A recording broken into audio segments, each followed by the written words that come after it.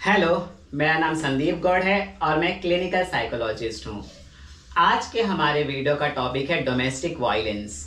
Domestic violence क्या होता है और डोमेस्टिक वायलेंस से किसी भी इंसान के साइकोलॉजी पे, किसी भी इंसान के ब्रेन पर कितने डैमेज होते हैं, कितनी हद तक डैमेज होते हैं, उससे रिलेटेड कुछ इंपॉर्टेंट बातें मैं आज आपको इस वीडियो के जरिए बताने जा रहा हूँ। सबसे पहले डोमेस्टिक वायलेंस अगर किसी को फिजिकली होता है तो अगर आपके बॉडी पर जो चोट लगी है वो घाव तो भर जाते हैं, पर जो उसके जरिए डोमेस्टिक वायलेंस के जरिए जो आपके ब्रेन पे, आपकी सोच पे और आपके रेगुलर लाइफ पे जो चोट लगती है वो कभी भरती नहीं है। वो धीरे धीरे बहुत सारे डिसऑर्डर को ले आती है और जो डिसऑर्डर होते हैं वो साइकोलॉजी से, ब्रेन से रिलेटेड होते हैं, जिसके घाव बहुत ही ज्यादा टाइम तक होते हैं और बहुत ही धीरे धीरे भरते हैं और उसके दर्द को महसूस कर पाना बहुत ही ज्यादा इंपॉर्टेंट है। बिकॉज डोमेस्टिक वायलेंस सिर्फ आपके बॉडी को हार्म नहीं करता, वो आपकी सोच को हार्म करता है, आपके रहने के तरीके को हार्म करता है। मोस्टली हम सोचते हैं कि डोमेस्टिक वायलेंस जो होता है सिर्फ एक आदमी औरत पे करता है, बट अब टाइम बदल चुका है, टाइम इज चेंज। अब तो औरत भी आदमी पे डोमेस्टिक वायलेंस करती है, क्योंकि मेरे पास कितने सारे केस आ चुके हैं जो आदमी डोमेस्टिक वायलेंस के वजह से सुसाइडल टेंडेंसी को अपने ऊपर आजमाते हैं या करते हैं, या फिर वो लोग ड्रग्स लेते हैं, अल्कोहल लेते हैं, वो लोग ड्रिंकिंग बैड हैबिट में पड़ जाते हैं because of the domestic violence. तो डोमेस्टिक वायलेंस से सबसे इंपॉर्टेंट जो लॉस होता है किसी भी पर्सन में, चाहे वो आदमी हो या औरत हो, डिप्रेशन।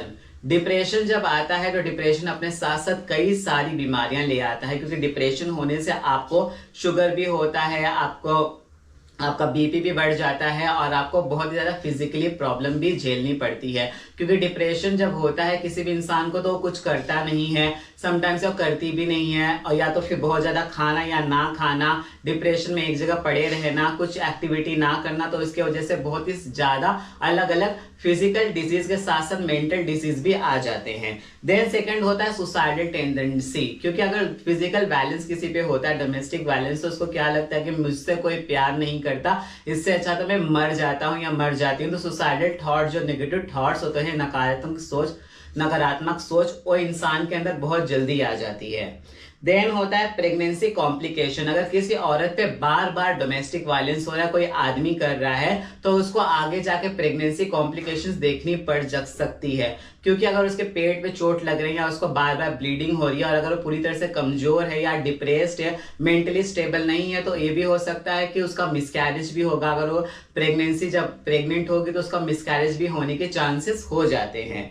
देन स्लीपिंग डिसऑर्डर तो डेफिनेटली होता है, क्योंकि जब किसी को कोई डिप्रेशन में जाता है या कोई टेंशन में जाता है तो उसको सोचना, वो कंटिन्यू सोचते रहता, ओवर थिंकिंग करते रहता, उसके वजह से नींद नहीं आना, कम आना और बिना टाइम के नींद आना, कभी दोपहर में सो जाना, कभी शाम में, कभी रात में, या तो पूरी पूरी रात बैठ के जागते रहना, सोचते रहना।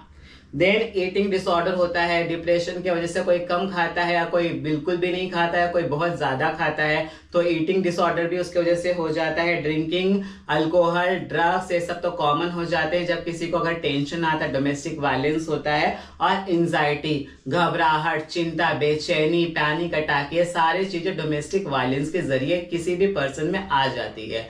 इसके लिए जितना भी हो सके आपको डोमेस्टिक वायलेंस नहीं करना चाहिए। और सबसे इंपॉर्टेंट बात क्या होती है कि किसी को मारना या गाली देना ही सोल्यूशन नहीं होता। सबसे इंपॉर्टेंट बात क्या होती है कि हम एक दूसरे से बात करके हर एक प्रॉब्लम का, हर एक जो भी डिफिकल्टी है, हर एक जो भी मिसअंडरस्टैंडिंग है, उस सबको हम सॉल्व कर सकते हैं बहुत ही इजी वे में। इसके लिए जितना भी हो सके अपने आप को काम रखना सीखिए। अगर आपको गुस्सा आ रहा है तो अपने आप को कंट्रोल करना सीखिए, क्योंकि अगर आपने वो एक गाली दे दी या मार दिया किसी को तो आप तो भूल जाएंगे, पर उसके दिमाग में उस समय उसके सिचुएशन पे वो जो चोट लगेगी, वो चोट उसको बरसों तक याद रहती है। इसके लिए डोमेस्टिक वायलेंस करना बंद करना चाहिए, जो करता है या जो करने वाला है। इसके लिए अपने आप को काम डाउन रखना चाहिए हर एक सिचुएशन में। आई होप आपको ये वीडियो पसंद आए तो प्लीज इसे लाइक करिए, शेयर करिए और मेरे चैनल को सब्सक्राइब करिए। और जितना भी हो सके अपने मेंटल हेल्थ का ख्याल रखिए और हर फिजिकल, मेंटल और फाइनेंशियल लॉस से दूर रहिए। Thank you.